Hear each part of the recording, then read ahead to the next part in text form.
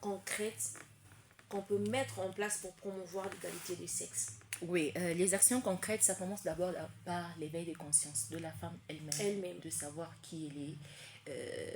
Il y a plusieurs stratégies à mettre en place, en commençant aussi par le développement personnel. C'est mieux de se faire aider, de se faire coacher, d'avoir des mentors, avoir des inspirations. Donc ça commence d'abord par là, par l'éveil de conscience, de connaître d'abord vos droits.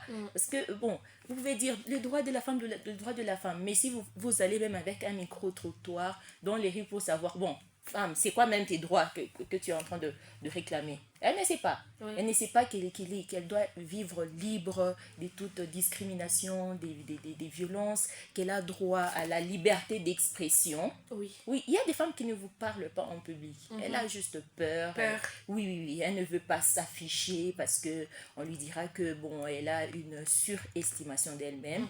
Et une femme qui parle, bon, on te prend... Même dans les relations, hein, il y a des hommes qui sont complexés. Si tu es une femme là intellectuelle, trop scientifique, carrée, on te dit, ah, mon amour qui achète au Léwa, tu as tes masters et tout. Dans notre société, nous avons des femmes comme ça. Elle a sa petite voiture, elle a son argent, et puis tu vois que, bon, les hommes ne veulent même pas l'approcher. Il y a des préjugés. Hein. Oui, il y a des préjugés. C'est pas toutes qui se retrouvent peut-être dans des situations. Il est bien vas-y. Oui, ça commence par la vulgarisation des lois, que la femme sache un peu c'est quoi par rapport à ses droits et l'éveil de conscience. La femme elle-même aussi doit se cultiver. Moi, j'ai dit toujours aux femmes de lire aussi. Parce qu'on a toujours dit à un Africain ou une Africaine, si tu veux lui cacher vraiment des secrets, il faut mettre ça dans un livre. Moi, ça m'a beaucoup aidé. Je ne suis jamais allée en Italie ou aux États-Unis, mais au travers des livres, ça me permet un peu de voyager dans mon esprit et de savoir ce qui se passe.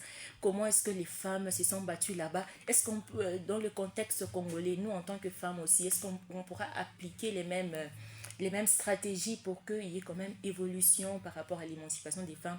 Donc ça commence toujours par là. La femme doit accepter de se faire former, d'être formée.